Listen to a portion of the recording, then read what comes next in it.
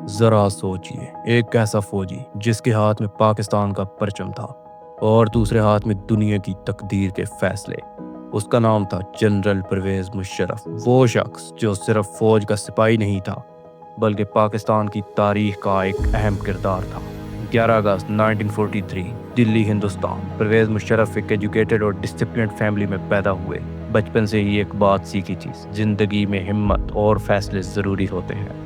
1947 میں تقسیم کے بعد ان کا خاندان پاکستان شفٹ ہو گیا، کراچی کی گلیوں سے لے کر لاہور کے سکولز تک، اور پھر پاکستان ملٹری اکیڈمی کاکول تک۔ ان کی زندگی کا ایک ہی مشن تھا، پاکستان کی خدمت۔ 1961 میں آرمی کمیشن حاصل کیا، 1965 کی جنگ دیکھی، بھارت کے خلاف بڑے آپریشنز کیے، 1971 میں بھی جنگ کا سامنا کیا اور دیکھا پاکستان دو ٹکڑے ہو گیا، لیکن مشرف کا حوصلہ نہیں ٹوٹا۔ سٹیپ بائی سٹیپ وہ ترقی کرتے گئے۔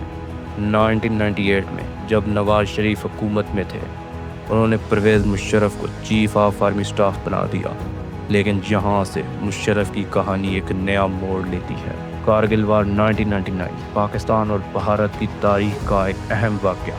کارگل کی پہاڑوں میں پاکستانی فوج اور بھارت کے درمیان جنگ۔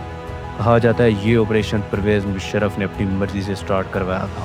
انڈیا شوق لیکن دنیا بھی۔ اس جنگ نے پرویز مشرف کو ملٹری ہیرو بنا دیا، لیکن سیاست میں تفریق پیدا ہوئی۔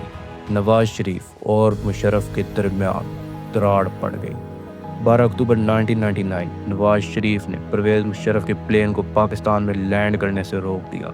پلین میں 200 لوگ اور فیول ختم ہو رہا تھا، لیکن فوج نے فیصلہ کر لیا، پاکستان آرمی نے ٹیک اوور کر لیا، اور اسی دن جنرل پرویز مشرف بنے پاکستان کی چیف ایگزیکٹو۔ وہ دن تھا جب پاکستان کی سیاست کا نقشہ بدل گیا۔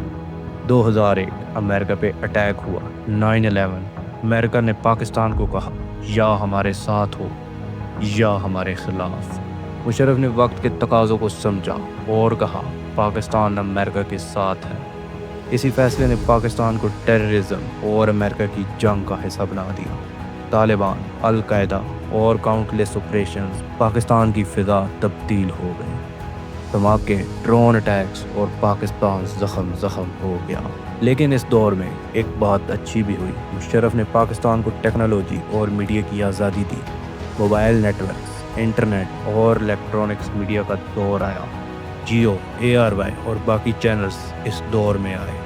پاکستان کی عوام کو بولنے کا موقع ملا۔ 2007 جب مشرف نے چیف جسٹس افتخار چودھری کو برخاست کیا تو پہلی دفعہ پاکستان کی لوئرز کمیونٹی نے ہمت دکھائی۔ لوئرز موومنٹ سٹارٹ ہوئی اور مشرف کا پولیٹیکل پریشر بڑھ گیا۔ لال مسجد آپریشن نے بھی اور آگ لگا دی، اور جب اکبر بگٹی کا قتل ہوا تو بلوچستان بھی مشرف کے خلاف ہو گیا۔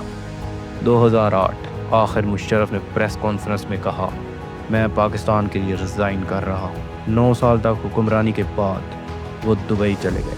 زندگی ایگزائل میں گزری، واپس بھی آئے، الیکشنز بھی لڑے، مگر کورٹس اور کیسز نے ان کا پیچھا نہیں چھوڑا۔ ان پہ غداری کا الزام لگے۔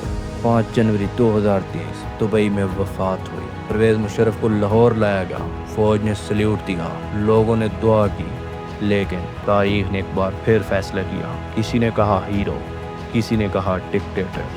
ذرا سوچیے، ایک فوجی جس نے جنگ دیکھی، ایک لیڈر جس نے دنیا کے سامنے فیصلے کیے، ایک انسان جس نے اپنی زندگی کے آخری لمحوں تک صرف ایک بات کہی پاکستان میرے دل میں ہے۔ اگر آپ بھی پاکستان کی ہسٹری اور پرویز مشرف کو سمجھتے ہیں تو اس کہانی کو لائک کریں، شیئر کریں اور کمنٹ کریں، اور چینل سچ کی کہانی کو سبسکرائب کرنا مت بھولیے۔